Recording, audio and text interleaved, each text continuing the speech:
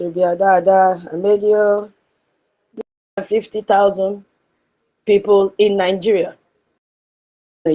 Support. Always make sure that your name is registered.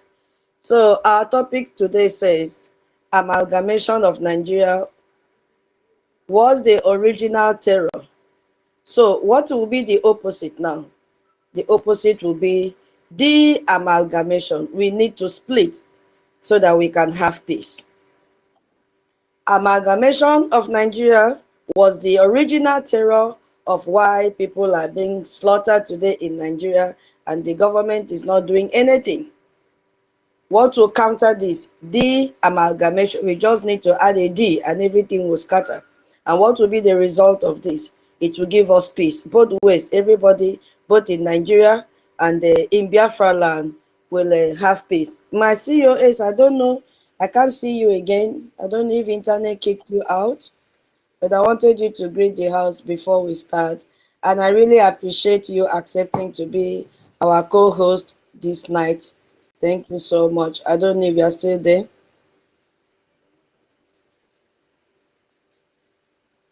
Yeah, Rich, do you have any announcement?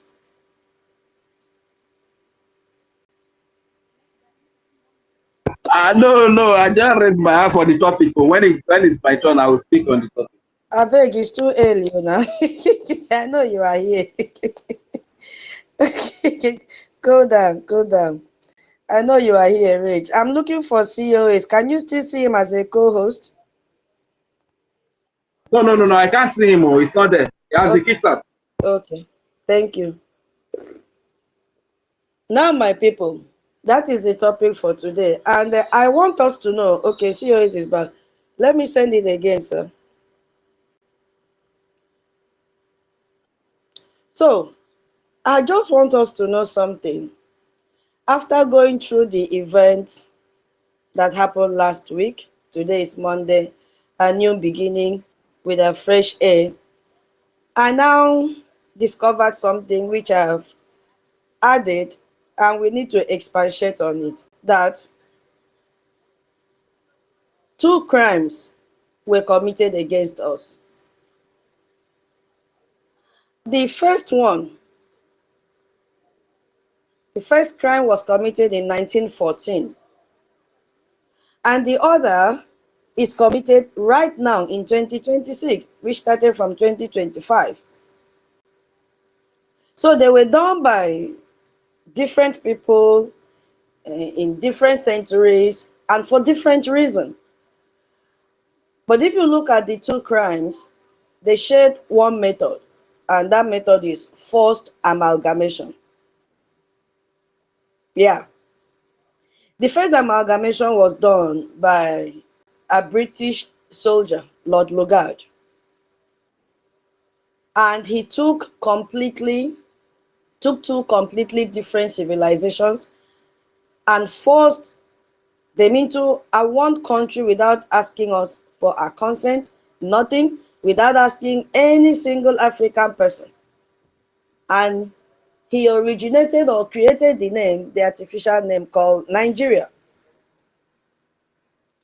And this is like 112 years of that first mega, which has produced terrorism.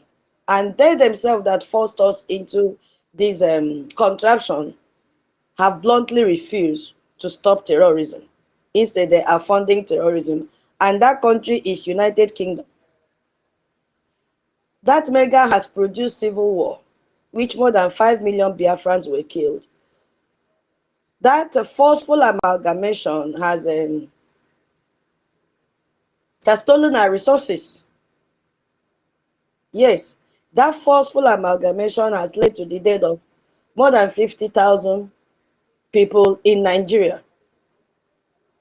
But if you look at the trend, you will see that we have a second amalgamation that is happening right now, which is done because it is still current by people who call themselves Biafrans, the breakaway group from the legitimate brig. Yes, Because if you look at other groups, by that time, we did not have a government. So for me, they did not exist.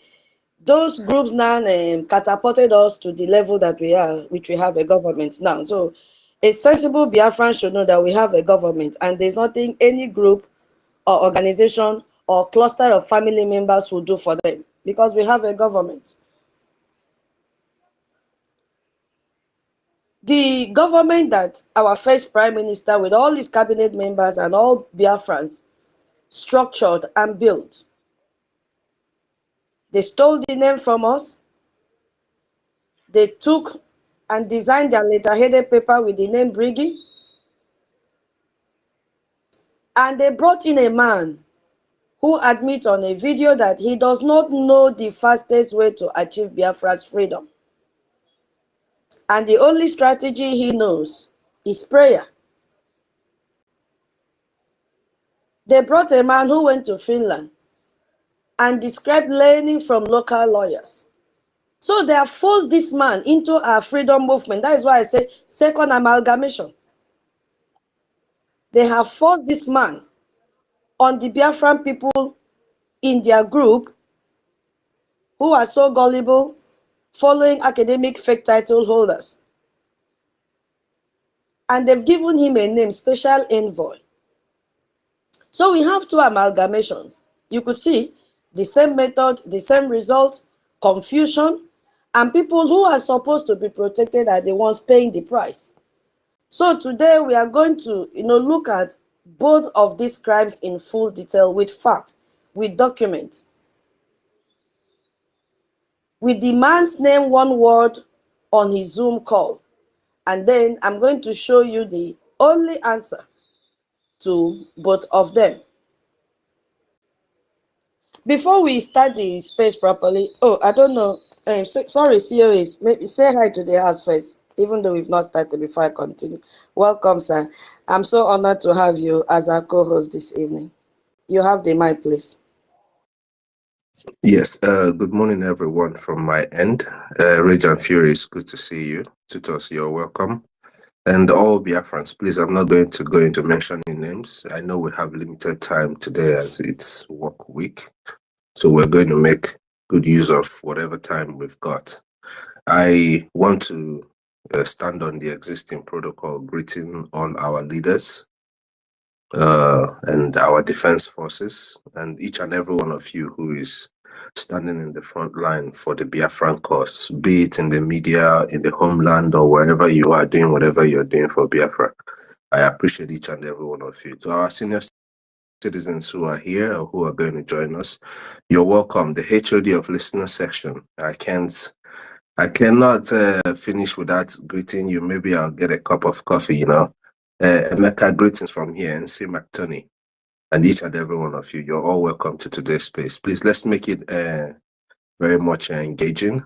Share the space so that others can come in, because our conversation this morning is a very interesting one. We have to understand the root cause of Nigerian problem, which is this amalgamation.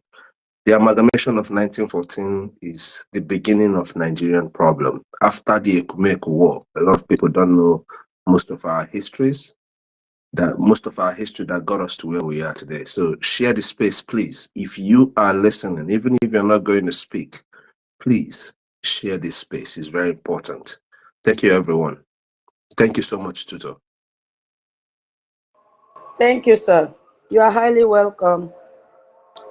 And we are delighted to have you in our midst, and above all, accepting the position of a co-host. Thank you, sir. So before we go deeply, because this still connects to our topic today, our information minister has called our attention to what is circulating in the media by a man who is supposed to, educate Biafrans more. And each time you see the tweet from this man, he is always sharing tweets with those who are benefiting from Nigeria. Always sharing tweets with those who have NGOs in Nigeria, who doesn't want Nigeria to disintegrate, who doesn't want the de-amalgamation to take place in Nigeria. And that man is no other person than the sacked lawyer Jimako, and his team. So go to our information minister's handle. You will see where he has called each and every one of us to go and debunk him. I have quoted him. So you do the same. Yes, because we have to let this man know that we are here for our freedom. We are not going to trade our freedom for anything. So go and reply him if you have not. And as you rightly heard from our CEOs, share the space. It is free to share. So that is what I want to talk about briefly before we commence the space fully. If you want to buy coffee for our COS, easy. You know, it's not easy to bring the COS to our Prime Minister to be in our space, not to even talk less of being our co-host. Hey, he will be tasty. And this tasting, it will not be like giving him a bottle of bottled water. He always drink coffee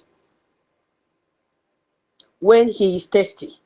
So if you are here and you want to support him, you want to quench his thirst, we don't want to have any dry thirst because very soon he'll start to talk to Biafran people. Hey, do what you're supposed to do and send your receipt. So something has been circulating. We've seen a flyer, we've also seen an invoice addressed to Britain from the useless sacked lawyer called Aloy Ejimako, listing what Britain owes us. We've seen a wrongful death up to 3 million people, because that is less. More than 5 million people died. We have seen all revenue from that script. I just glanced through it, taken from Biafra territory, and the structural damages from 112 years of the colonial contraption. So a total that runs to $6 trillion, twice Britain's annual GDP. Now, it's being shared everywhere, and that document says Britain's bill is due. Now, I want to tell you what I think about it, because we have to really come out and say it the way it is. The history behind that invoice is real. Every line item on it is supported by documented evidence, not by us Biafran activists, no, but by Britain's own declassified government file. Now, if you go through it, you see, and by now we have known that in August 1967, as the war against Biafra was intensifying, Britain's own commission, what do they call him? Commonwealth Minister Josh Thomas wrote a secret paper to their then Prime Minister called Harold Wilson. And in that paper, he described Britain's reasons for supporting Nigeria against Biafra. I'm just using this to buy time and wait for our people to join. This is not, but it connects to what we are going to talk about today. So I want to read his exact words from the declassified British National Archives. He said, the sole immediate British interest in Nigeria is that the Nigerian economy should be brought back to a condition in which our substantial trade and investment in the country can be further developed, and particularly we can regain access to important oil installation. You know, I'm not the one that accused them with this. This is their confession written in their British government document by their minister. And he wrote this to their prime minister. The sole immediate British interest is not for peace. Mbano.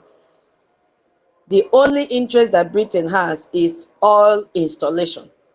It is not the lives of the Biafran civilians. And that was the reason why you could see, what was his name? Charles, celebrating Tinubu, and Tinubu was now telling Charles, oh, remember, this was where I came to take shelter when I had political opponents who were after my life. It was Britain that shielded me, and the NSA said the same thing. So he did not just go there for going sake or to do a fan face, like a way of paying them back, appreciating UK, Charles in particular, for what they did to Tinubu.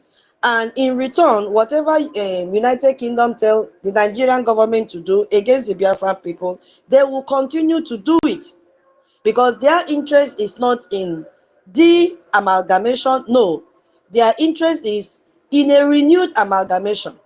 And renewing that amalgamation, you could see that it is more of the interest of the UK, not even the interest of Nigerians, because anyway, we'll go to that later. So the only interest they have is in the oil installation. And the Foreign Office, in the days just before the war broke out, also wrote his own and said, our direct interests are trade and investment, including an important stake by Shell and BP in the eastern region. This is in Biafra land. Now, Shell BP, we've done a lot of spaces on this, but just a recap, because we are humans, we have forgotten. At that time was owned by the British government then. So most of its Nigerian oil operations were in Biafra territory. And the Britain's own official document confirmed that the company stood to lose everything if Biafra won its independence, which is still what they're afraid of till date. They are so afraid of our independence, I don't know why. Because they know that they are going to lose the only interest that they have in Nigeria, which is oil. To tell you that these people have not forgotten their contract, when Boris Johnson visited Imo, he repeated the same thing, telling the whole world what they are extracting from Nigeria. And one of it was the oil. And what do they give back to Nigeria? Weapons, unquote. Remember the name that he used to call the weapons? To not be from my mouth that you will hear. So, Britain's own official document confirmed that the company stood to lose everything if we Biafrans have our independence.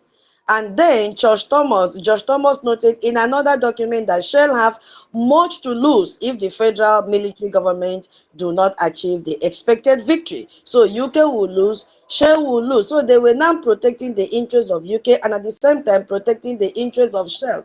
And today Shell is the #1 oil company in Nigeria, drilling our oil, while we are folding our hands waiting for United States of America to come and give us independence. You see? So what did this man really do? This Harold Wilson Labour government do? They now armed Nigeria during that wartime. They armed Nigeria. Secretly, millions of rounds of ammunition was sent to Nigeria, all those machine guns, and which is one of the MOU that Tinubu went back to renew. And who signed it? Musa. So they brought fast patrol boats specifically to maintain the blockade against the Biafran people. Which now led to the starvation. And because of the Biafran war, we are the first people, and that even made scientists to give the name Kwashoko.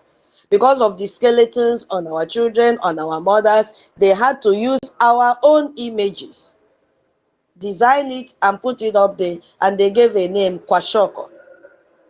You see, they used us for their research and then they came up with a conclusion. Because when you are starving, the only thing that is happening in your system now that time is the proteins in your body are being used to generate energy for you. Initially, under normal circumstances, when you are not starving, the first source of energy that your body will use is glucose. When the starch you've eaten has been broken down to the simplest form, which is glucose, your body will first of all use glucose because it is simplified enough. If there is no carbohydrate, you've not seen fufu to eat, you've not seen rice to eat, the stored fat in your body will now be converted to give you energy. Now, protein that is meant for other structural function in your body, secreting of hormones and all that, when there is no any other source of energy, your body will now be using your muscles protein to generate energy. And what does that mean? Your flesh, your muscle will begin to shrink. This is not starvation of 1 day or 1 week, till all the proteins there, all your muscle proteins have all been used up. Then your bones will start to emerge, appear everywhere, and then we start to count your ribs. You could even see that the intercostal muscle between your ribs are disappearing. Nothing to feed them back. So that was how they It's started. like that is a little HIV/AIDS. So Resh, you will pay fine if you disrupt me again. So that is what happened to our children, our mothers. You could also see how can a mother that is breastfeeding now, all her muscles are gone. Everything is gone because that woman has been starving. You could also see their ribs coming out. Their breasts had fallen, pata. So you could imagine what are the babies sucking? Nothing. They're just suckling the breast milk. Nothing is coming out.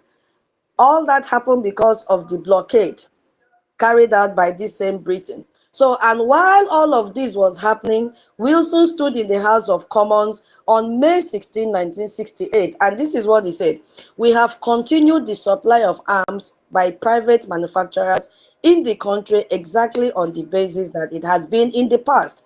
But there has been no special provision for the needs of the war." You know, while this was going on, they never allowed the United States of America to know what was happening. Britain lied to US that nothing was happening in Nigeria, that they've taken control, not knowing that they were still smuggling weapons through the back door, through other neighboring countries, and then they sold it directly to Nigeria. So Nigeria bought from neighboring countries and then used that to be killing Biafrans, and they were targeting institutions then, you know. So what this man said, you could come, you realize that it was all lies. He was lying because the declassified files prove it was a lie. We are not the ones that is saying it. It is their document that is saying it. There was a special provision. There was escalating provision as well. So 2 days after Wilson rebuffed parliamentarians who were estimating 2 million dead from starvation and begging him to stop. 2 days after that, he sent them away, and he secretly agreed supplying Nigeria with aircraft for the very first time. You see, so the only thing that UK and Nigeria know are lies. That is what they know. So he stood in the parliament and lied. Then they secretly escalated the killing gradually without even a journalist carrying the news. They sanctioned all the journalists by then not to report anything that is happening in Biafra land. So when images of skeletal Biafran children that died of that kwashiorkor from deliberate blockade, shocked the entire world, Wilson called it propaganda, which is what the Nigerian government is doing today, calling all the killings happening in Nigeria as propaganda. Even the wife to Ojukwu, our eternal leader, Bianca Ojukwu, is still calling the same genocide propaganda. Daniel Bwala is calling propaganda. Aloy Ejimako is calling propaganda. Yes, because how can you be supporting Nigeria that killed our people? And when you want to address Biafrans, you'll be saying Ndibo. We are Biafrans, we are not Ndibo. Why is he so afraid to use the name Biafrans? Every time Ndibo. So he is afraid of something. He's not proud to be a Biafran because he's afraid of his paymaster. So the propaganda did not start today. The lies did not start today. So between 1 and 3 million people that died, according to them, most of them were children, and they all died because of starvation. And Nigeria said no victor, no vanquish, and Britain now, pocketed it all, and that all that came from our Biafra land, and shall continue operating in our territory till today. You see, and after 55 years, in March 2026, you could see Tinubu in a golden carriage to Windsor Castle, and he signed deals with the same crown to create jobs in Skuntop. He's not signing to create jobs for his citizens that are even Nigerians, not to talk of Biafrans. He's creating jobs for UK citizens at Skuntop. We will come to that later. I just said I should address what Ejimako shared in his handle before we start the space. So the history is real because it is documented, and every line on that invoice is documented. So Britain, really, they owe us, but we are not after that now. So the calculation of $6 trillion is not pulled from the air. They know they are owing us, and the only thing they are owing us is our freedom. That's it. It is our freedom that they are owing us. And we have responded.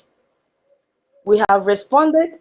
And I want to tell you what we have responded, which is what our information minister wants all of us to respond. If you did not have the clarity, this is why our information minister said we should all respond back to our lawyer Jimako and Mike Arnold and say that we Biafrans reject money for blood.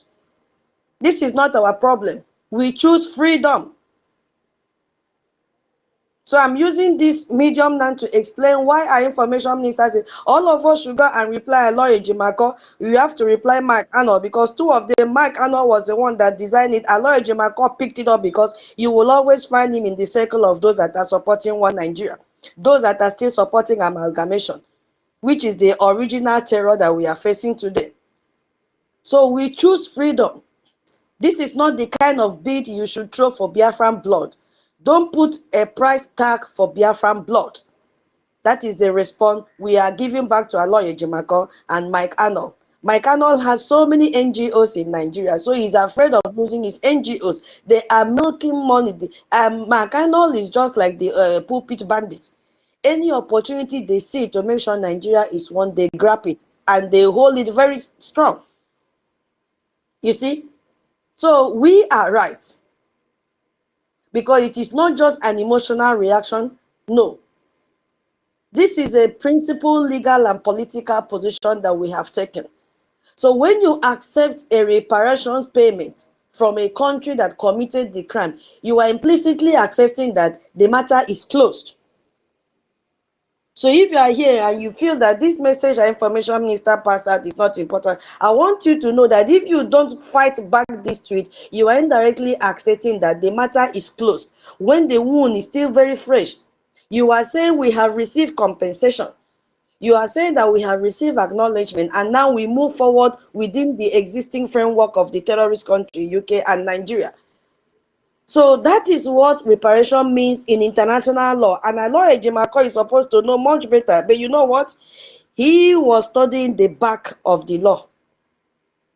So he doesn't know. A man that couldn't win one single case for Aonyendu is coming out every time to pass fake information to the Biafran people just to keep Nigeria one.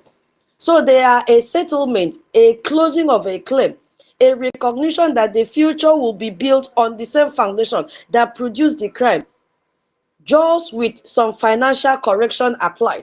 So Biafra people do not want that settlement now. We don't want it.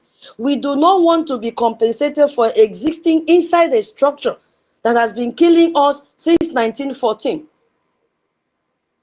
So we want to exceed that structure right now because no amount of money changes what this structure is designed to do.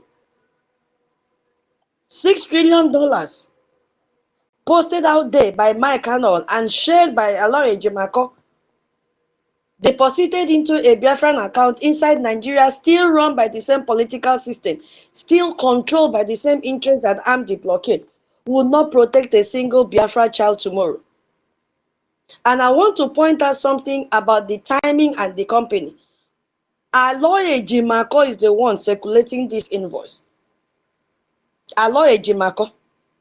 And you will see that the stupid saboteur group will also join in sharing without understanding the implication of sharing what Aloy Ejimako is helping Mike Arnold to share. So we are rejecting this thing outrightly.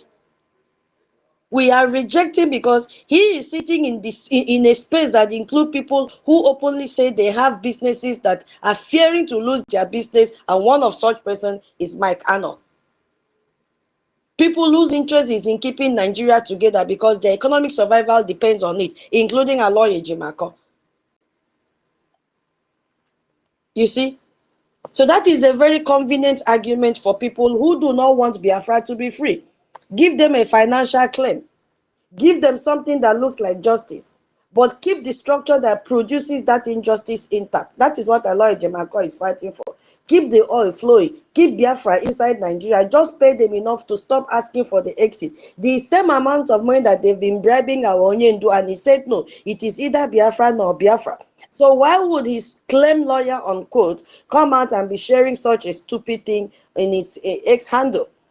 The other day, he also shared that Biafra should go and get voters card, and he gave a disclaimer that he's not the one that wrote it. I don't know if he doesn't have children that should call him to order.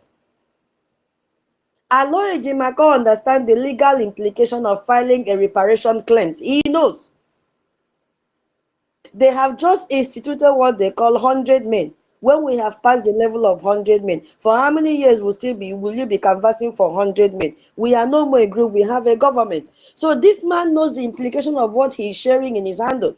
A reparation claims before the International Court of Justice requires a recognized government entity to file it. It also requires a recognized state or a state successor entity with legal standing. So if the Biafra Republic government in exile continues building its case and achieves recognition as the legitimate government of the Biafran people, then Brigi, our government, headed by His Excellency Ogechukwu Nkere, would have legal standing to file that claim, not allow Ejimako, who is supporting one Nigeria. I don't know if I'm making sense here. But filing a reparation claim before achieving your self-determination means you are asking Britain to pay you compensation while Britain's allies, Nigeria, continue to govern you. You see what Elon Ejimako is pushing Biafrans to do? That is a settlement that acknowledges your subjugation. And who is leading this troop? Elon Ejimako. Even though the invoice is historically accurate, the calculation is reasonable by international precedent, but the framing of it is wrong. This is not a reparation case that comes before freedom. This is a reparation case that comes after freedom. So first thing is self-determination, first thing is freedom, then accountability follows. So freedom must come first, then Britain bills will come. We do not put a price tag on Biafran blood. We do not negotiate our freedom for a financial settlement. We do not accept money that keeps us inside the structure that spilled our blood. No, it is freedom first. Then Britain pays what it owes to a free Biafran government that has the legal standing to collect the money. You see? So if you go back now to what happened this March, with everything now that we have discussed, you could see that the same crown that Harold Wilson served signed that order to arm Nigeria against Biafra, that same crown whose government wrote that their sole interest was regaining access to oil installation, that same crown that called images of starving Biafran children propaganda, that same crown welcomed Tinubu to Windsor Castle, King Charles. So what did Tinubu sign? He signed a deal for Britain to refurbish Nigeria's Lagos port using a loan that requires Nigeria, which we know very well that it is the Biafran people that will pay that money. So Britain never apologized for the Biafran war. They did not. They did not apologize. We don't even need the apology. Can you still hear me?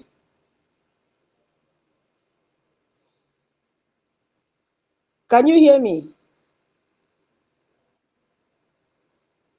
What? Can anybody still hear? So, you know, there is a reason why that invoice argument is being pushed right now. There is a growing international attention on Biafra. Yes, that is why they are pushing that invoice out. The Trump administration used the word genocide in an official statement about what is happening to Christians in Nigeria.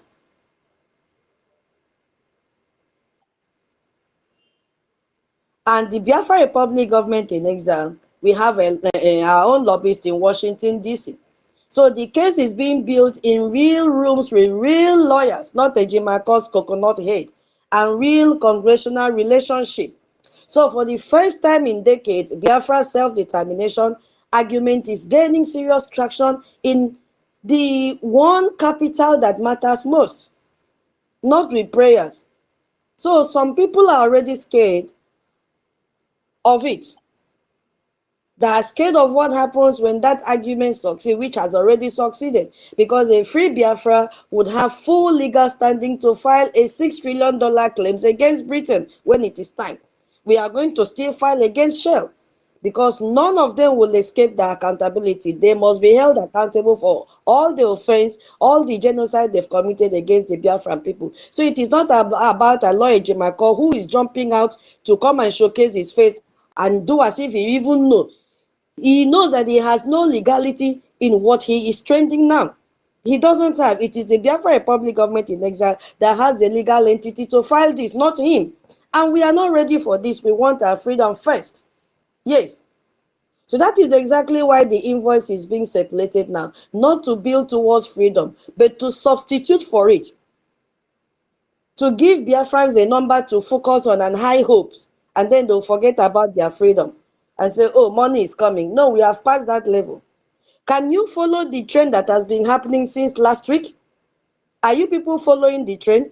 They came out and made video, 100 men. Immediately after 100 men, they brought another one, go and collect your voter's card. After that, they are now bringing this invoice just to distract you. You see what is, we have to have the spirit of discernment, and then being as strong as we are, we said, no, we are very, very focused. We are not focusing on numbers. Because you could see that they've succeeded to derail some fools to be giving them free money. And the person receiving that free money is IJR's pastor. Your money is gone. So we don't want to be kept inside the structure that enslaves us. No, we don't want that. So Biafra reject blood money. Biafra reject money for blood as well. Both blood money and money for blood. Not because the money is not owed. No, it is owed. Every penny of it is documented in British government file. And when the time comes, we will dig it out. We are not looking at that now. But because freedom is not for sale, and because a free Biafra that will be recognized, structured, legally represented by Biafra Republic government in Washington, D.C., is the only entity that can actually collect that debt. Not Aloy Ejimako, not Mike Arnold. It can never happen. It can never, never happen. So I just wanted to use that period to the few minutes there to explain what Aloy Ejimako is doing as an information minister, drew our attention, and they expect all of us to give it back to him, bomber to bomber. So I don't know if my COS, COS as our co-host, have anything to say before we start the space. No, not really. I'm already done discussing Aloy Ejimako. He's irrelevant as far as I am concerned. These people are just distractions. We get distractions from different angles. We get distractions from those who are supposed to be fighting with us and those who are supposed to be fighting for us. Because the attorneys of our leader, NNAMDI KANU, or be it Mazi Simon as attorney, they're supposed to be in the side of the Biafran people. If they truly are defending these men who stood for Biafra, then they should all be standing for Biafra. It's like you see Elias today. Elias stands on the side of the government that he is working for. The same thing with Attorney Dabiri. So if these men were working for our leader, they would not be spewing all the rubbish they're spewing. So speaking about them, in my own view, is giving praise to whatever nonsense that they are saying and getting more people to hear their rubbish. So, but I am more interested in us going into the topic so that our people will understand that in the beginning, Nigeria was never supposed to be. Nigeria was never supposed to be. If Nigeria was ever supposed to be, or if Nigeria ever meant something good for anybody, the criminal, unstable Aloy Ejimako would not leave his practice that he has achieved here in the United States and go back to a place where only criminals can survive to be able to practice his whatever he has studied in the United States. So Nigeria doesn't work for anybody. It's never going to work for anybody. But the amalgamation of Nigeria is what people need to know. People need to understand 1914, pre-1914, and all of that. How the name was coined, who coined this name, and who was this person that was later referred to as a journalist. She was just a cheap whore, a cheap prostitute called Flora Shaw. So we will dig into all of this so that those who do not know will understand the meaning of protectorate and why they had to merge the different protectorates together to create what they call Nigeria. I don't have much to say about what you've just outlined, but our people should find a way to disregard people like Aloy Ejimako. more of his kind will still come up, but we should learn how to disregard some of these people and their nonsense. Thank you so much, Tutor. Lovo Wanine, greetings from here. I see you. Uncle Samuel, greetings and welcome. Thank you so much, original COS. Yeah. Okay. So let's see what we can do in the first part of amalgamation. I said we have two amalgamations. First one is the one that was carried out by Britain, while the second amalgamation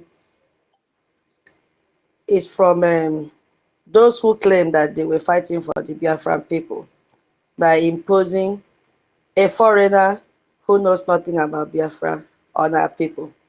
So, as our CEO has rightly said, it happened on January 1st, 1914, by the same Frederick Lugard, who signed a document in Lagos. It's not an African man that signed the document, too. It was Lord Lugard that signed this document. And no community was consulted. There was no referendum that was held that time. Just one British signature. Just one. That signature brought people of different tribes, people completely with different world, different reasoning, different way of worship, different way of dressing. All of us, they put all of us inside one basin, bam, and declared a one country. They even forced the name nigger on all of us, which is the artificial Nigeria. And the North was an Islamic civilization, which they had the Sokoto Caliphate. I will not go so deep because we had already had a space on this, but I want to now connect it to what is happening recently.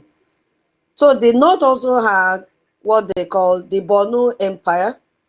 They had the Sharia court, they had Emirate Council, they have centuries of Islamic governance.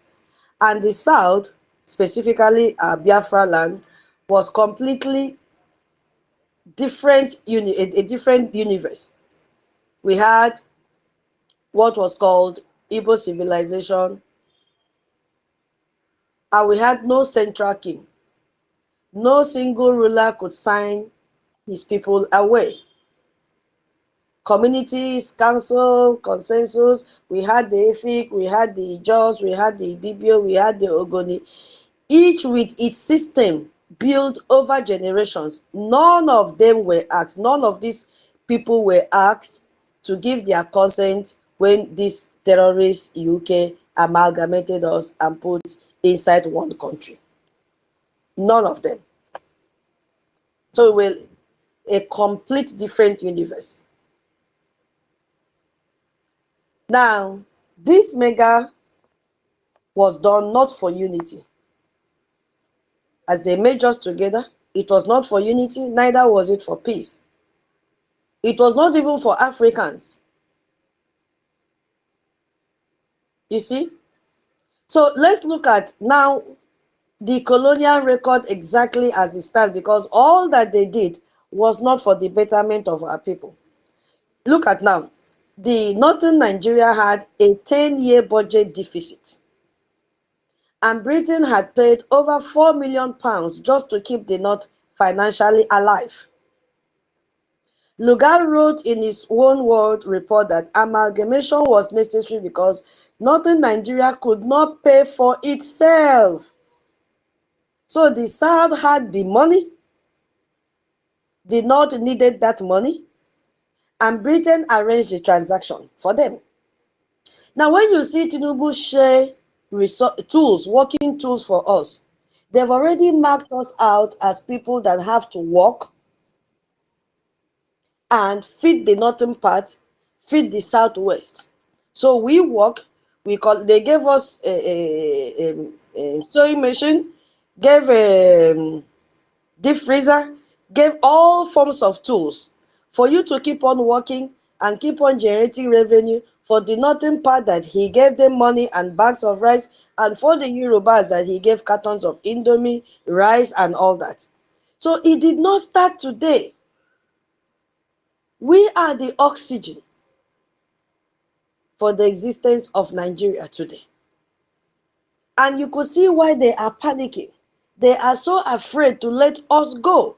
UK is afraid to let us go because they know that all the resources that Nigeria is milking belong to the Biafra people. And we can govern ourselves. We have governed ourselves before. It is not something new. So Britain had to pay over these £4 million just to keep the North financially alive because the North had nothing. Absolutely nothing. And they had a British secretary that time called Lord Lewis Harcourt. This man described the coming merger at a dinner in 1913 as a marriage between a promising young man with nothing and a certain lady of means. Did you see? The northern people have nothing. Nothing, no resources, nothing. Even if they have, they are lazy to extract their resources. They are lazy to farm. They are lazy. And that is the reason you've seen terrorists taking over all those areas with rich mineral resources, because they themselves are not creative. Why? Because Lord Lugard has already prepared their mind for laziness, hoping fully on the southern part of Nigeria, which is the Biafran territory, to be feeding them, giving them money. So the only thing they can do now to sustain that profile is to make sure they create more states for themselves. That is what is playing out here. And that was the reason why this man used this as this comparison, that it is a marriage between a promising young man with nothing and a certain lady who has all the means to run the affairs of the family. That is already a red flag. How can you marry a woman you cannot even provide a mattress for the woman to lie down? You can't even afford a single room. So the North has been like that, while the South has been feeding the North. So that is how he described the people of our region, which are the Biafran people. A bank account for the North debt. And then to celebrate this arrangement personally, Lord Lugard named a city in the heart of Biafra land after that same Lord Harcourt, 1 year before the merger happened. And we still call it Port Harcourt today. So that was how we got the name Port Harcourt today, from the British Secretary of State. I don't know if I'm still being heard. Because he gave a very good analogy, comparing a lazy man with a young lady that has all the means to take care of her family. So because of that, they also said to him and said, don't worry, we will create a state in the Biafra land and name it after you, so that your name will keep on ringing generations after generations. So they named that city Port Harcourt, which is still existing today. And many of us have been to Port Harcourt. Many of us have also lived in Port Harcourt. So Nigeria's own first Prime Minister, Abubakar Tafawa Balewa, said it himself. I'm going to read what he said. He said, since 1914, the British government has been trying to make Nigeria into one country.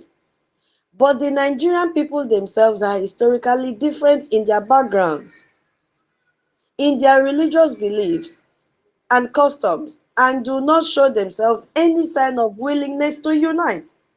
Nigerian unity is a British intention for the country. Did you hear what your first minister said? Nigerian unity was never a Nigerian idea. Nigeria's own first prime minister said it loud. On record, though, it was a British intention, imposed. Do you see that we also have a second amalgamation of another Beke that wants to be imposed on the Biafran people? British imposed this on us. It is British intention. It wasn't chosen by the people.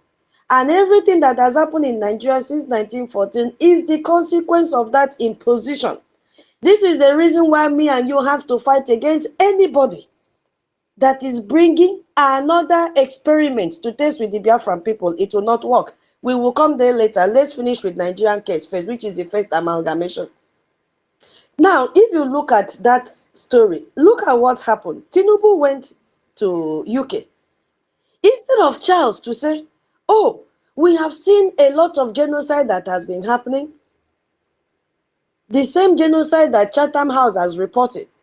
They have read the news, they have read the article, but still they said, no, our unity is not negotiable.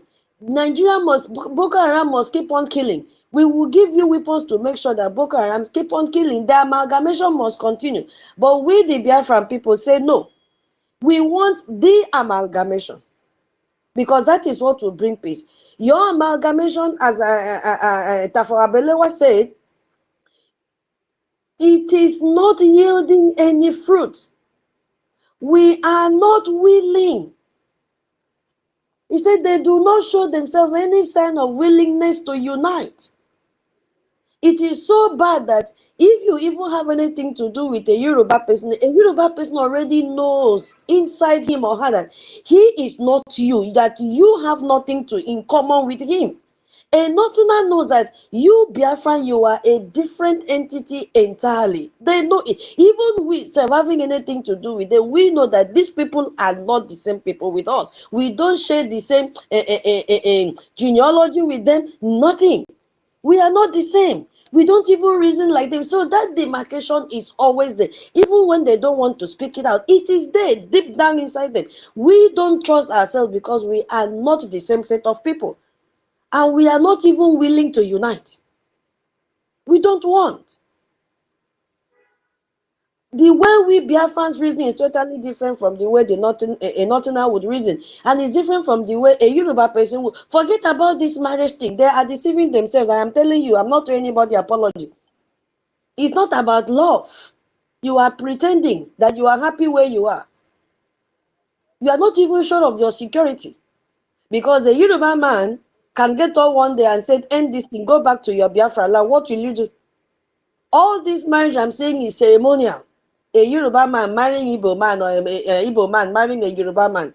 I don't know. I'm just saying my mind because nah, these people don't trust us. They don't. This marriage is conditioned. It's a conditional marriage. That is the way I'm saying it because we can never be one. We were forced together. The whole tribe forced together. And now they come to our side to still force themselves on us. Because they feel that they have security once they are able to marry a Biafran.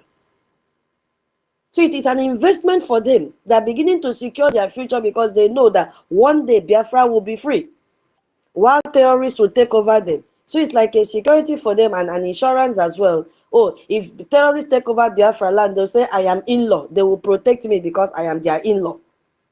That is what they are doing. If I've offended you, sorry, but that is the truth.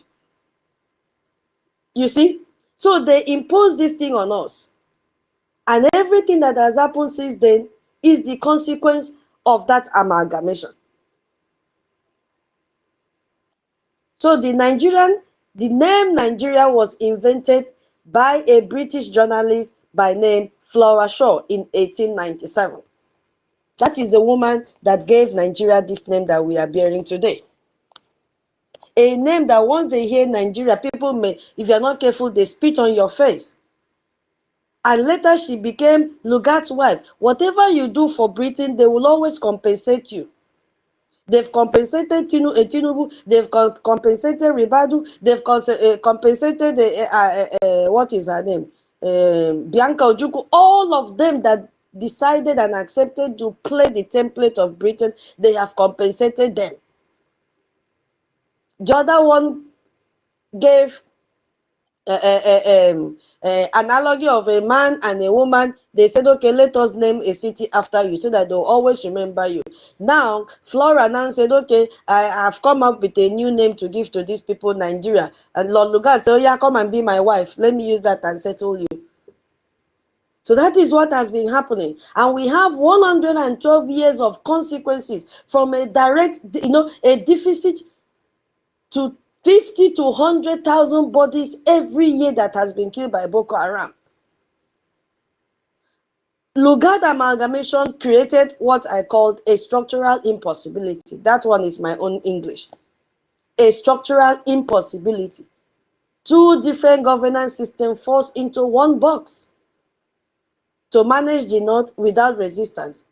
And he used indirect rule, keep the emees in power, and he told them, keep your court, keep your title, just answer to me. So that division became the permanent fault line of Nigeria.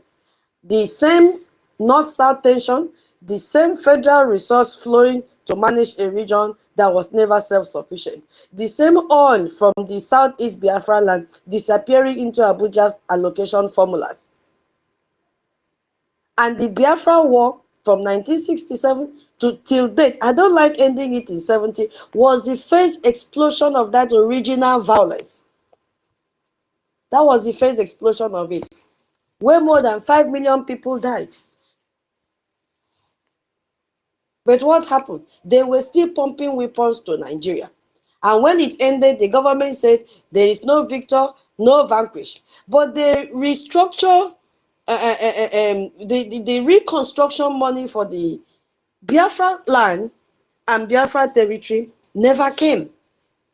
The agreement they had never came. The old Biafran currency was exchanged at a rate that was wiped out. That rate wiped out the life savings of millions completely. They made sure that it was useless, valueless, so that you could not even be proud of your Biafra currency then. And the oil under Biafran land continued flowing to build the federal government that had just spent 3 years bombing the Biafran people. No victor according to what they said, no vanquish, but all the oil belongs to Abuja. That is what that phrase meant in practice. And now if you look at 2026, the Global Terrorism Index ranked Nigeria as the 4th most terrorized country in the entire planet. They should give us number 1. They are not sincere in their data. Nigerians killed by terrorism in 1 year. More than 100,000 people have been killed. And it is the largest in the whole world. So why would they not be the 4th? So they should keep the Nigeria as number 1. Number 1. Nigeria should be number 1.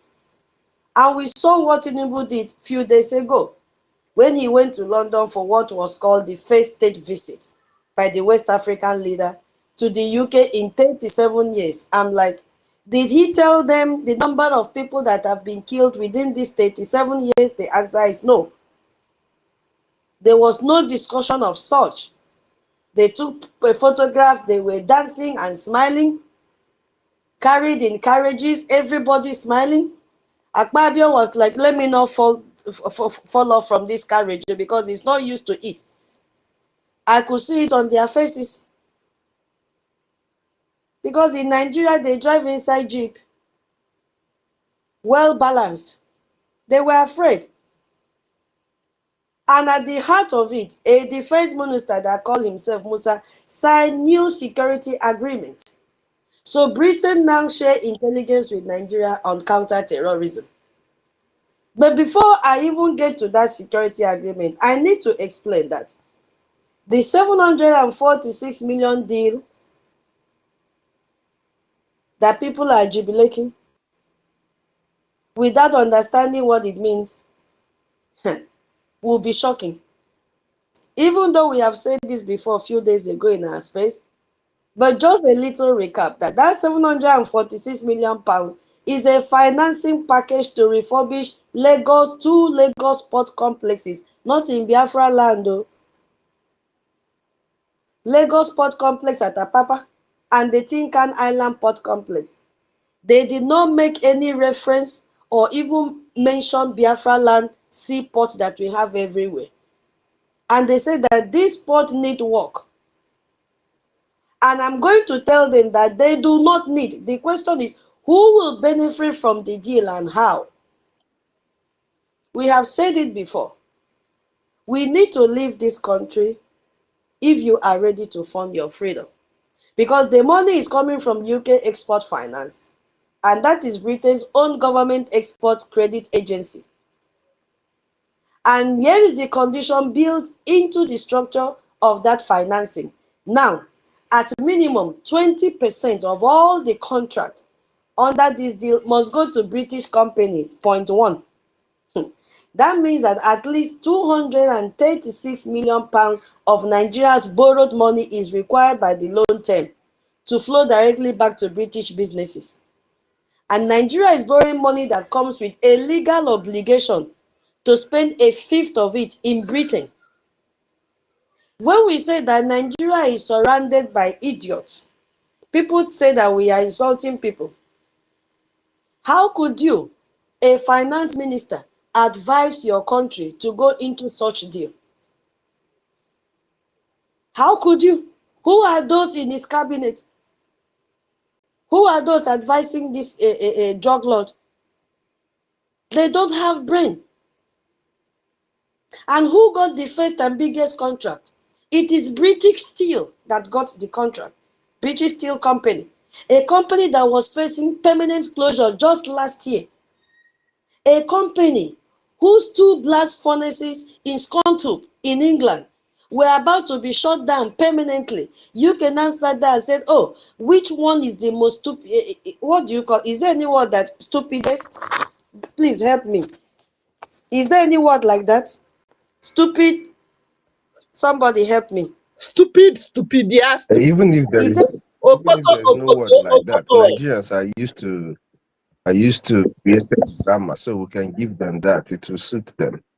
They are Okay, thank you. the biggest people on planet Earth. What would they? Thank you. So imagine they just sat there and said, which of the country in the world will fall for this trap? Let's see which country has the most worst leader who reasoned through his anus. And they said, we got it. We got a catch. Nigeria will fall for this. And then they now carry phone and call Bianca Ojukwu. Call all of them that are in that circle. First of all, call the ambassador if they still have. Can you play this card? Throw it out. Throw the net out. Let's see if we can catch the fish. Bam! They jumped at it.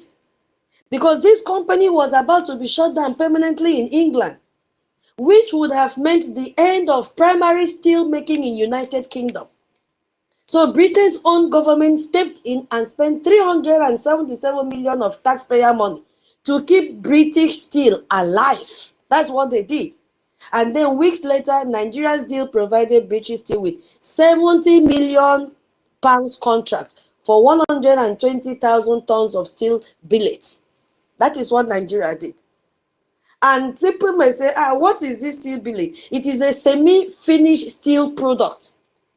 You know, a thick rectangular bar of steel that gets rolled or pressed into construction material. So they go through this process, and then at the end of it, you have they make it into a construction material. It is not a finished structure yet. No, it is a raw industrial input that will be needed. Okay, so Nigeria is now borrowing 746 million, and part of that money now is buying semi-furnished steel bars manufactured at Scunthorpe, England, not manufactured in Nigeria. It is not manufactured in Nigeria. And I want you to hear how the UK Trade Secretary Peter celebrated this deal in London. He said, and I'm going to use his exact word that is verifiable. He said, this is a major win for British Steel. Hey, this contract will do what? This contract will reinforce British Steel world-class expertise while supporting jobs. Did you hear? While supporting jobs and growth in Scunthorpe. Scunthorpe, he celebrated jobs in Scunthorpe, and Nigeria is taking 746 million pounds loan from these people. So Nigeria will repay that loan with interest.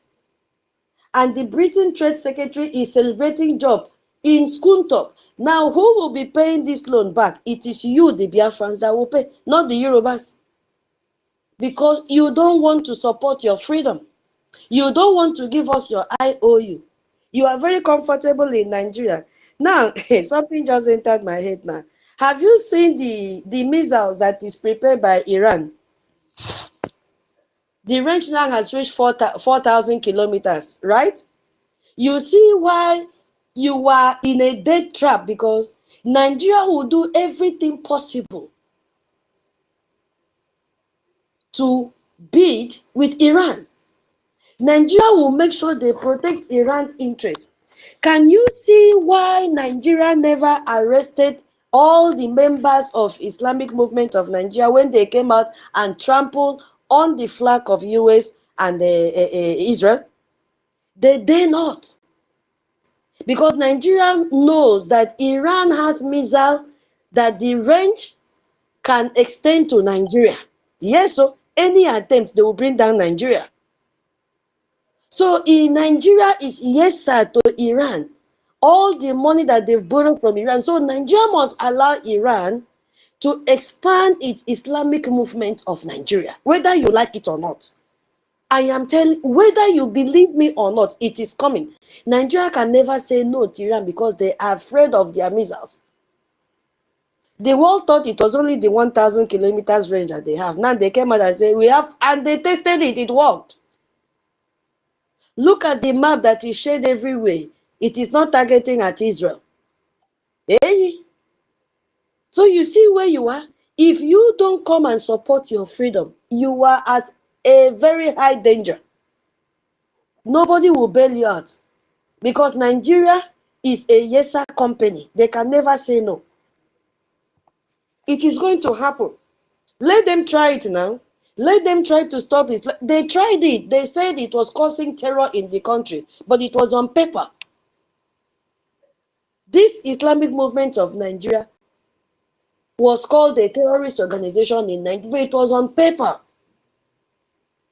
No action, no arrest, and they came out fully, trampled on the flag of United States and US, and nothing happened. And they were chanting, dead to America, dead to Israel. Nobody was arrested, nobody was tear gas, nobody was shot at, nothing. They were even giving them security because they dare not, what will I even say?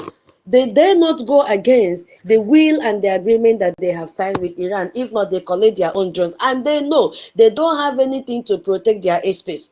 It will hit them. So that country is already a death trap for everyone. So Britain merged all of us together. In that 1914, they merged us together with the non-deficit to solve British colonial accounting problem. And then in 2026, Britain structured a loan with conditions that guaranteed British companies receive at a minimum of 1/5 of it. Saved the failing steel company using Nigerian port rehabilitation money, and their trade secretary stood in London and told the British public this deal. Wow, that is going to create jobs for the Britain people. Can you see what is happening? And they also brought the immigration deal as well, that Britain can now deport Nigerians back home safely and more easily without valid, even without valid passport, using something they call UK letter. So the UK Home Office says this will make it easier to remove visa overstays, foreign criminals, and failed asylum seekers. And the UK Home Office wrote those words to celebrate a deal that Nigerian president signed. And a Downing Street, number 10, Starmer asked Tinubu about Nigerian terrorist crisis, and Tinubu answered was, we are challenged by terrorism and the conflict from climate change and all of that. And the man said, climate change? The president, whose own military general confirmed that the government knows the names and locations of every terrorism sponsor, who told the British Prime Minister that Boko Haram exists because of climate change. And Starmer, if you go back and watch that video, Starmer just looked at him and said, thank you, and moved immediately to the next topic, because there is no useful response to an answer with no connection to reality. And Tinubu flew back to Nigeria and told 250 million people that security is a shared duty. That is the message Tinubu came back to tell its citizens, that security is a shared duty. He outsourced your security to the country that created this mess. He signed your port to British steel workers. He agreed to deport your people, you Nigerians. at Britain's convenience. Hey, God of mercy. And he came back to tell you that all you need to do is to take care of your security, that it is a state duty. I don't know how many of you have seen that text, that security is a state duty. This January, where did he go? He went to Turkey. He signed what is called Military Cooperation Protocol with Turkey. Turkey military expert will now train Nigerian special forces inside Nigerian military installation. So Turkey now and Nigeria will share satellite intelligence through a direct bridge between Nigeria and Turkey Intelligence Agency. Because what Nigeria has done now is to move around and sign memorandum of understanding. 6 foreign armies. We've seen Turkish drone in Biafra land already. And the structure that cannot even be fixed. That is what Nigeria is doing right now. And Nigerian Defense Industry Corporation is now partnering over 10 Turkish defense firms for local weapons assembly inside Nigeria. Remember when Tinubu said that very soon that Nigeria should even stop buying, importing weapons, that they should start to produce their own weapons. That is what Turkey is doing right now in Nigeria. So when they are producing these weapons in Nigeria, you could see that other countries will not be able to track and also, checkmate the usage of this weapon, because Nigeria is producing weapons now locally, and then they will give out these weapons to the terrorists to come and kill Biafran people. I don't know if you are hearing me. You could see now that the Bayraktar TB2 drone was developed primarily to fight the Kurds, which was developed by this same Turkey. And the Kurdish people, people like us, because they're just like us, the Biafran people, have a distinct identity. They have their own language, they have their own history, and they have a long-standing demand for self-determination. And they have been primarily be the targets of Turkey drones warfare. And Turkey has been calling them terrorists. So the Kurds call themselves a people seeking freedom. So Turkish technology, Turkish training has been designed for separatist suppression, which is what they are doing right now in Nigeria to suppress us. So now inside Nigeria, the same terrorists that are controlling Nigeria will be conducting military operations in our region where Biafrans are living. And a Nigerian presidential aide confirmed that Nigeria is cooperating simultaneously with 6 foreign intelligence services, with Israel, China, US, United Kingdom, France, Turkey, and the aide said Nigeria will cooperate with North Korea if it serves national interest, unquote. So 6 foreign intelligence services, billions in military hardware, and Nigeria is still the 4th most terrorized country on earth. What does that tell you? The problem is not weapons or allies, the problem is the structure itself. And what is that structure? Amalgamation. Amalgamation that was designed in 1914. And the only thing that will give peace is the de-amalgamation. That is what will give us peace. And the government knows. Kunle, who is a former Navy intelligence officer, 36 years, who has 36 years inside Nigerian military system, said it openly in Channels TV that Boko Haram terrorists were interrogated, they named names, they named their sponsors, and those sponsors are now sitting governors, sitting senators, and people inside Asurok. He said, I can't come on air and start mentioning names of people that are presently in government. I would have played the video, but because of time, I will not play. That I know that the boys were arrested, mentioned. Some of them are governors now. Some of them are in the Senate. Some of them are in Asurok. That is the message Kunle passed out. And General Buratai, former chief of army staff, also said the same thing. When asked why terrorism financiers were not persecuted, he said the same thing. That the government knows where the source comes from. Documents are there. Those agencies know whatever is happening. Action should be taken against all these people. And nothing has happened. Gumi also, who walked into the forest with to go and visit the terrorists, said the same thing, that the government knows every terrorist by name and by location. I don't go alone to negotiate. I go with the police, I go with the military and other security agencies. So they stand in the forest next to the terrorists and choose to negotiate instead of arrest. With Turkish drones overhead, with 6 foreign intelligence agencies available, and they choose to talk instead of arrest, because terrorism is a budget. Terrorism is the justification for security spending that it never audited. Nobody has ever audited it. And you could hear Gumi said, yes, so they are using the money to live large because nobody is auditing it. Nobody is checking whatever they are doing. So terrorism is the justification for security spending that is never audited. Who will do it? So the people who fund terrorism also fund the political careers of those who are supposed to fight.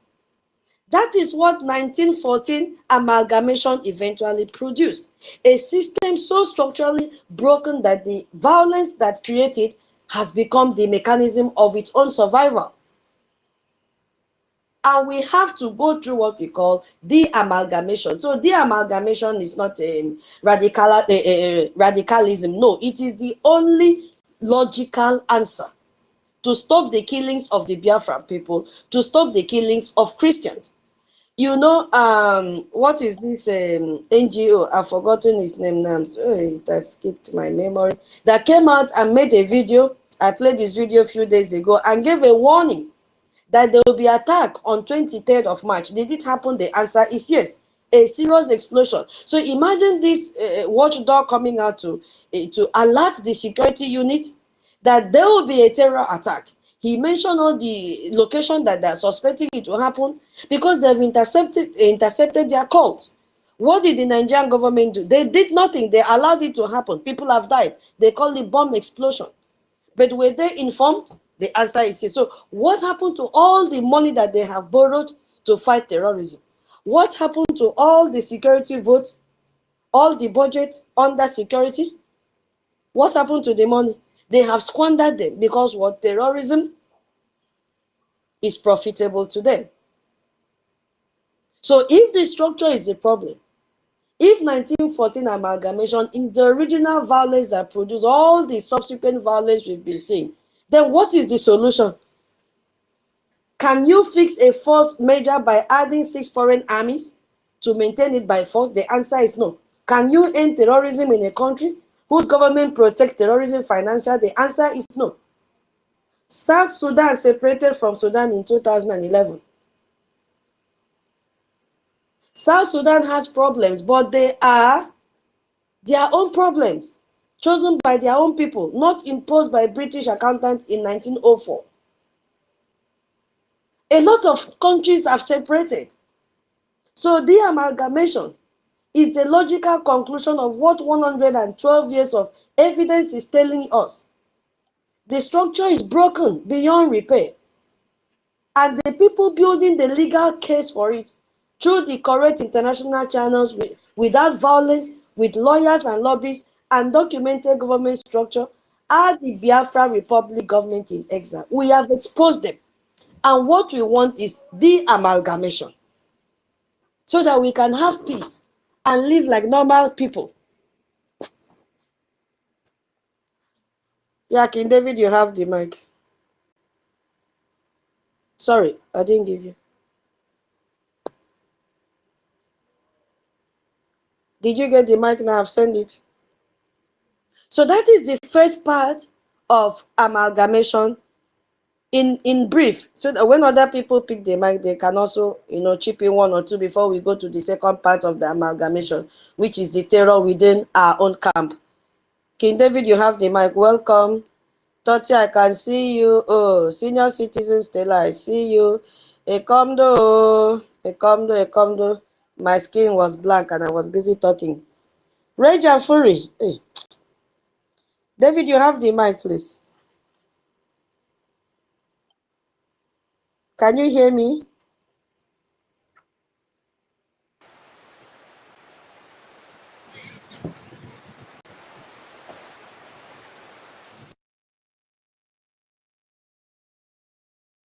We can't hear you, David. King David, we cannot hear you.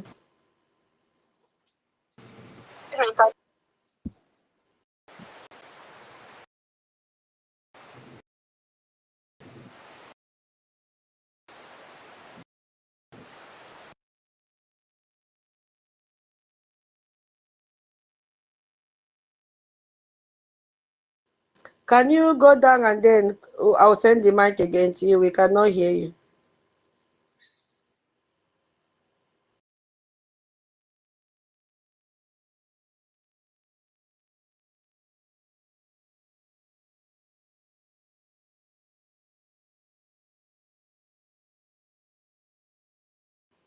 Oh, thank you so much, Augustina. We've received your 20 Gemma. Wow, thank you, thank you, thank you. Let me see another comment. Our sister has given us 20 Gemma. Good day to us. Just to inform you that I've paid the pledge I made. Thank you, thank you, thank you. God bless you. Please, it's a new week and we've started collecting space donation. Thank you once again to all those that made it last week. Thank you so very much. I'm going through in case somebody has dropped a message for us. Okay, stupid days. I was correct. Thank you, Comrade Ebo. He says stupid days. Thank you so much. Yeah, I gave you Mike Solomon. I'm not seeing anyone on the speaker except my COAs. Good evening, everybody. Good evening, Biafrans, from my location. Tutor, my special thanks go to you for giving me opportunity to just speak a word.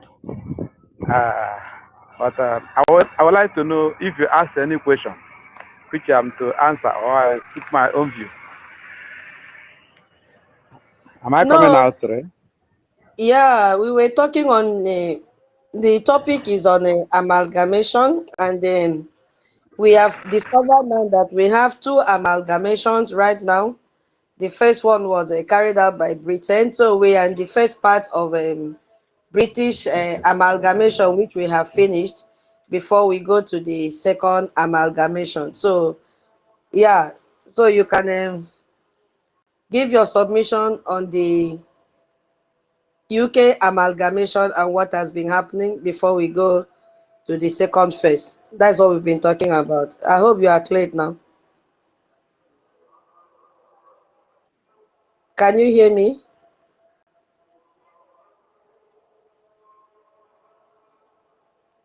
Solomon, can you hear me? What is going on now? Hello? Can anybody hear me?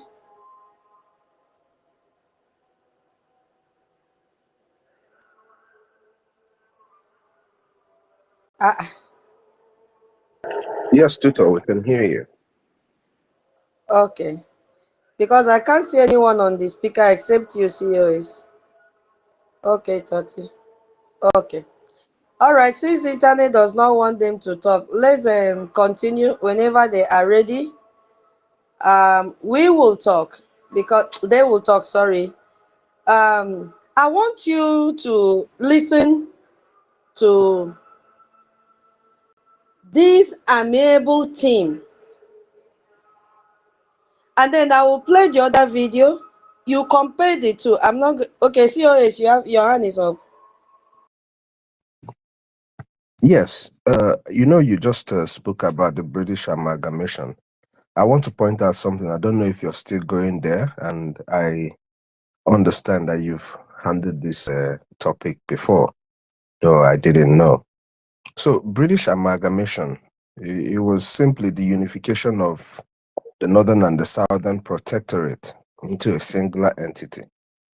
This was done for the interest of the British government and the British people, not for your interest, not to favor our people who are originally the owners of the territory that they came into.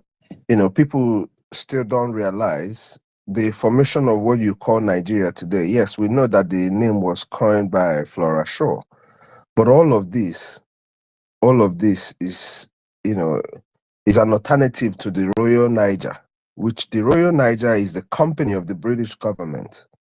So other than continuing to use their company name, they created something that was coined to merge both the North and the Southern Protectorate together. Now, people might want to ask, what is a protectorate? A protectorate is an autonomous community or territory. Weaker state that is protected diplomatically or militarily against third parties by stronger sovereign states. When you hear these things, it makes you wonder, what were the British who came into the territory protecting? What are you protecting? What military and political whatever are you protecting in the different protectorates as they divided the North and the South? That wasn't brought in by you. The people lived in harmony. The Yorubas, the Oduduwas, and the Igbos, we never used to fight wars and stuff like that. Talk about the Benin Kingdom, in the Arewa nation, we had trade lines, trade routes. That's where the British government tried to put in their railway that connected both the North to the South for their business interest. Like Tuto pointed out here earlier, the creation of the Nigerian state today was merely to use the rich resources that comes from the South to take care of the North. People don't know, or people don't remember that before now, the British government used to pay the Fulani jihadists, who of course overran the North in 1803. After that overrunning of the North, the British government used to pay them tax to avoid them from carrying out terrorism that disturbed their trade line. So the British government has always had interest in the territory called Nigeria, but that interest is solely to benefit the British people. You talk about the creation of police by the British government in the territory called Nigeria. It was to use and suppress the people. Why you have the women riot and the kind of atrocity that they committed against our mothers. So the amalgamation of 1914 was solely to benefit the British government. You do not, in fact, the creation of the protectorate was by the British government. Our people never used to have protectorate. We had kingdoms that had laws that governed each and every community in their own different ways. But they coined all these things, created all these things, and merged it together. Now, people frown when we say that Nigeria is not one. Why do you frown at that? Meanwhile, from time immemorial, the North and the South were never one. They never used to do anything.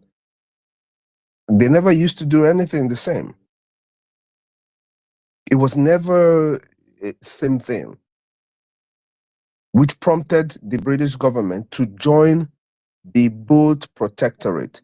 These people who are talking about creating a protectorate fought a 30-something years war with our people, the Ekumeku War, that they barely were able to defeat our people in that very war. That took 30-something years. So how was the protectorate in existence before they were able to defeat our people in the Ekumeku War? All of these they coined to keep, taking the resources. You heard the PM yesterday, taking the resources of the Biafran people and all of that, building the United Kingdom. A lot of people don't understand today that most of what built the UK are resources stolen from different African nations.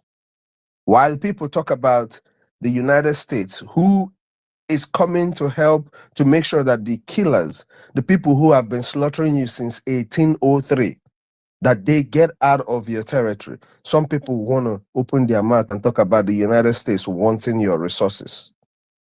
But the British government, the owner of the company, just like Burna Boy also sang in a song, how much was Nigeria sold to the British government? Can somebody remember how much it was sold to the British government? 800 and something thousand pounds. As at that time. Because what they were selling is both the oil, both the palm trees, and all of that was in our land. So it was never a negotiation that carried the people along. It was a negotiation for the selfish interest of the British. When we tell people that you that live in Nigeria, you that claim to be a Nigerian, you are a property of the British government, this is what we mean. They bought the territory and everything in it, including you who claims to be a Nigeria today. And they've not let go yet. Now, people also don't realize that the amalgamation document stipulates that after 100 years, the union is over. That 100 years ended in 2014. But Nigeria still lingers. The death trap against the western part of Africa still lingers because Nigeria is the death trap that awaits all the countries in the western part of Africa. The explosion of the terrorism in Nigeria will go on to affect every country in the western part of Africa and also into the West, into America, like they themselves have predicted. So the British amalgamation, it didn't start today. And even when it started, Who it is was this one all coined watching from Facebook? to deprive you of your own God-given resources. Everything that belongs to you, it was coined to take away from you. Everything that would benefit your children was designed to be taken away from you to help other people's children, which is the British government. Harold Wilson said so. People don't understand. The British government secretly funded the war against our land, against our people, pushing down arms and ammunitions, different things that were not even in the book, things that they didn't record on their books, pushing all sort of arms to the Nigerian government to use and make sure that they wipe out our people. Not one day have you heard the British government condemn massacres, genocide in our land. Not one day. Don't forget, BBC is for the British government, and